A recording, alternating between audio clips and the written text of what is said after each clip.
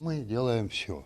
Делаем и керамику, и твердый фаянс, и полуфаянс, и полуфарфор, и твердый фарфор. Мастер своего дела и идейный вдохновитель Саварбек Белхароев рассказывает и показывает, как из всевозможных природных материалов вместе с учениками они создают настоящие произведения искусства. Весь процесс лишь на первый взгляд кажется скучным и монотонным, но стоит лишь углубиться во все тонкости ремесла, после чего понимаешь, работа требует максимальной концентрации, умений и, главное, души самого автора. Вот эта шликерная масса, она заливается в сухую гипсовую форму, идет набор черепка по окружности. Как только набралась необходимая толщина черепка, лишнее отливается, изделие подвяливается, вынимается. Вот.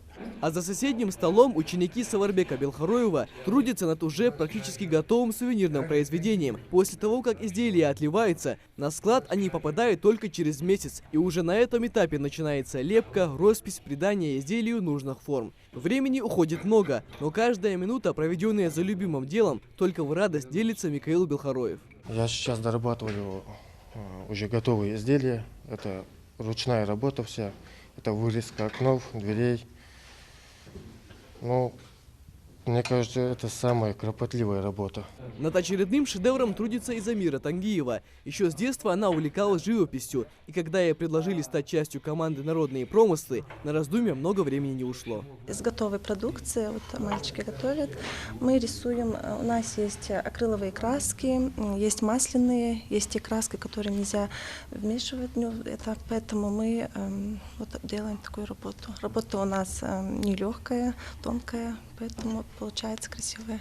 Свой путь в качестве руководителя филиала первого объединения народных промыслов ЧССР Саварбек Белхароев начал еще в 1986 году. Это старейшее в своем роде уникальное производство в регионе. За все время работы предприятие «Народные промыслы» изготовило около 1000 изделий. Часть готовой продукции гордо хранится на полках в соседнем здании. Продукция сама, она, ну как, уникальная, что ли, в некоторых моментах. Вот, например, вот она, башня, значит, сейчас она готовится под названием ингушский мед, то есть это каменная часть, это банка, а вот орел, он отвинчивается просто, снимается сверху. Это уникально. Свои изделия мастер выставляет не только в Ингушетии, но и за ее пределами. Они не раз представлялись на всероссийских выставках. Самой запоминающейся поездкой, по словам скульптора, стала выставка в Музее Победы на Поклонной горе. По итогам этой выставки, значит, мы всю экспозицию, которую повезли, оставили в дар музею. И руководство в благодарность подарило городу воинской славы 10 метров постоянной выставочной площади, как городу воинской славы.